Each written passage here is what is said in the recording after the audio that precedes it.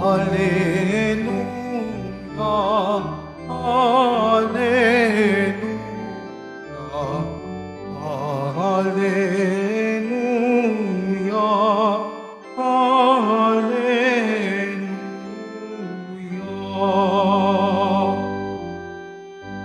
Ang tinig ko'y pakikinggan ng kabinang sa aking kawan. Ako'y kanilang susundan. Hallelujah, Hallelujah, Hallelujah, Hallelujah.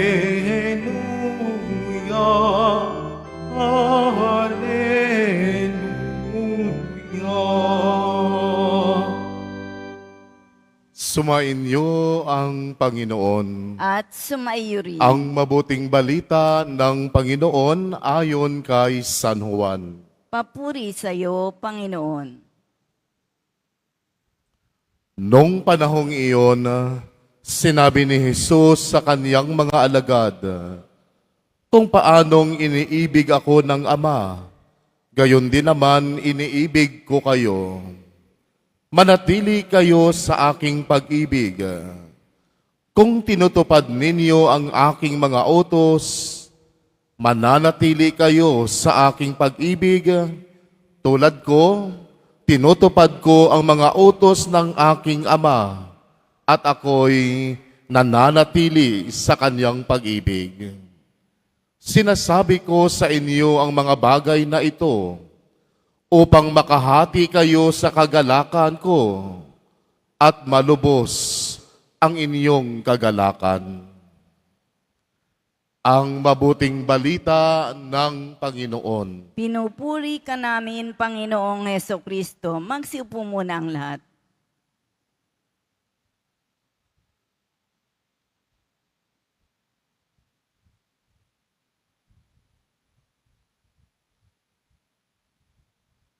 Magandang gabi po sa inyong lahat. Ito ay unang Huwebes sa buwan ng Mayo at kada unang Huwebes po ng buwan sa ganap na ika-6 ng gabi, ito po ay ginagawa po nating healing mass. Bagamat ang lahat po ng misa ay nakapagpapagaling. Ito lamang pong itong ganitong misa po ay aktual na kami ay nagpe-pray over sa inyo, kaya marami po kaming pare. No? But let us start our healing by saying to one another, God bless you. Pakisabi po sa katabi, God bless you. Ayan. Healing starts with good words, with good intentions. Laughter is the best medicine. Yan po ang lagi natin sinasabi. Ano po? Ay, sadya naman talagang nakakaalis ng sikip ng dibdib, nakakaalis ng lungkot, ika nga, pangungulila, nakakabawas ng pangamba kapag tayo ay tawa ng tawa. Ano po? Kaya nga po ba sa Pilipinas, bagamat marami tayong iniindang sakit, karamdaman sa pangatawan o kalooban, marami tayong mga komedyante. No? Ang mga patok na mga palabas ay mga palabas na masasaya. Mga comedy. Ayan, ano po? Bakit? Kasi ang sabi natin, laughter is the best medicine. Okay. May hangganan po rin naman yon. May hangganan. That is not absolute. Ibig sabihin, hindi laging totoo yan. Bakit kanyo? Bigyan ko kayo ng halimbawa. Kung patatawanin ko kayo sa pamamagitan ng pag-uokray ng isang tao, sa tingin niyo po ba nakakagaling yung tawa ninyo?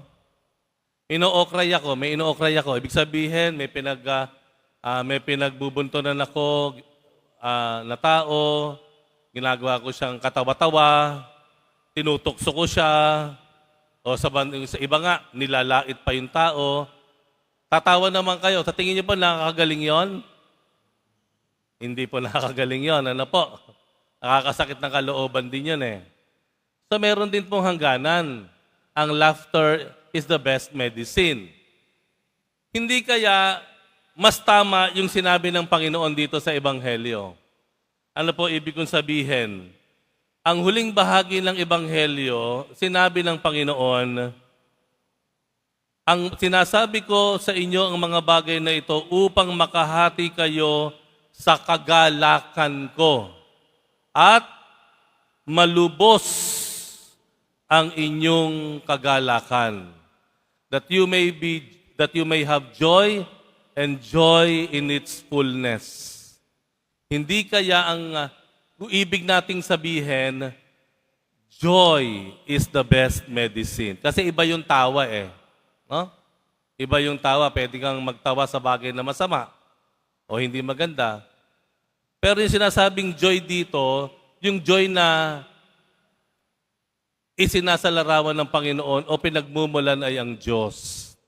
Hindi kaya mas tama, joy is the best medicine. No? Dahil una sa lahat, yan ang hangarin ng Diyos sa atin. Imagine niyo yung words niya, sabi niya, sinasabi ko sa inyo para makahati kayo sa kagalakan ko at malubos 100% ang inyong kagalakan.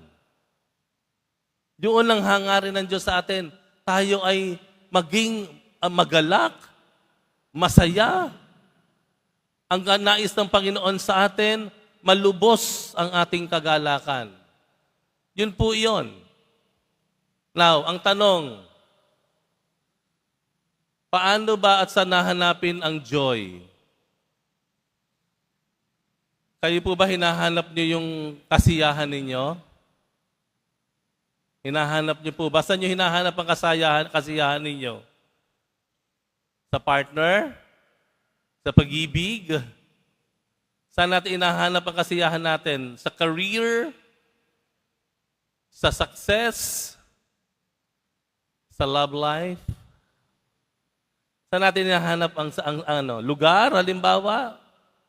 O kaya yung mga binibili natin na gustong-gusto nating pangarap natin, sabi natin, ito makapagpapaligaya sa akin. Siya makapagpapasiya sa akin.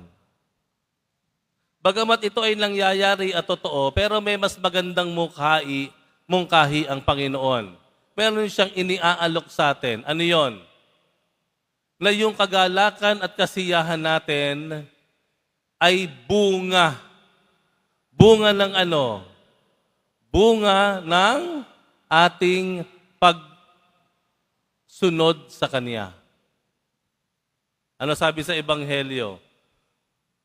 Mananatili kayo sa akin kung kayo'y sumusunod sa akin. Ang sabi sa Ebanghelyo. Kung tayo ay mananatili sa pag-ibig ng Diyos, tinutupad ninyo ang aking mga utos, mananatili kayo sa aking pag-ibig.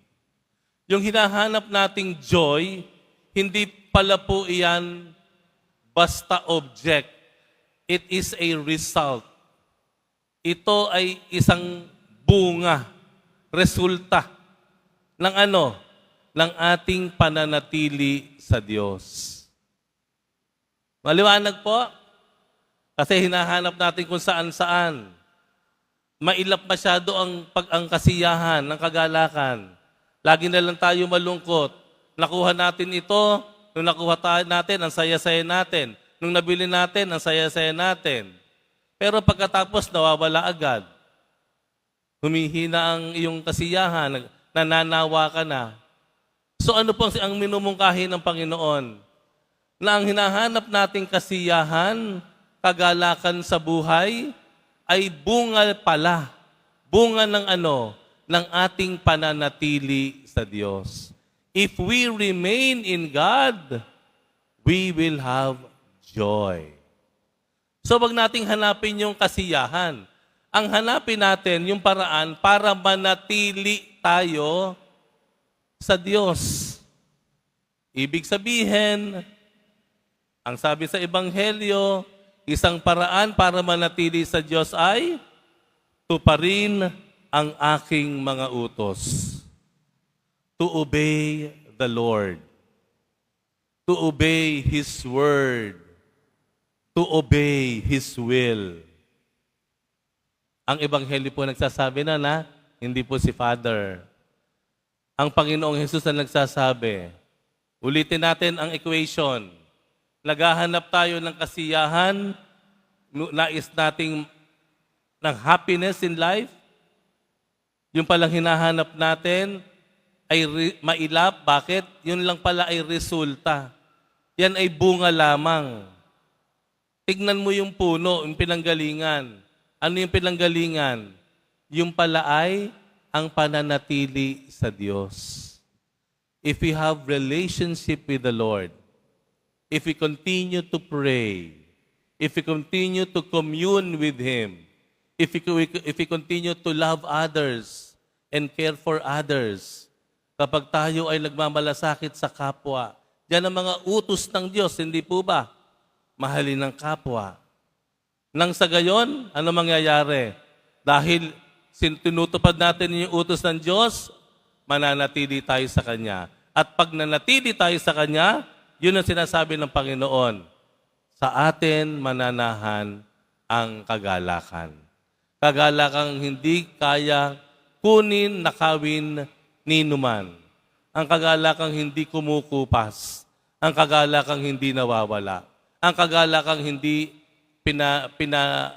nananawaan. Hindi tayo nananawa. Amen? Kaya sa misa pong ito, atin pong tanungin ng ating sarili. Ano po? Matagal-tagal na ba tayong hinahanap si happiness? Matagal na ba nating hinahanap yung kagalakan? Kung nakita natin, well and good.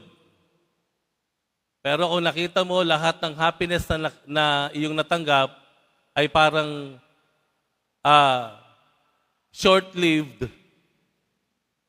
parang nawawala, parang nag-fade.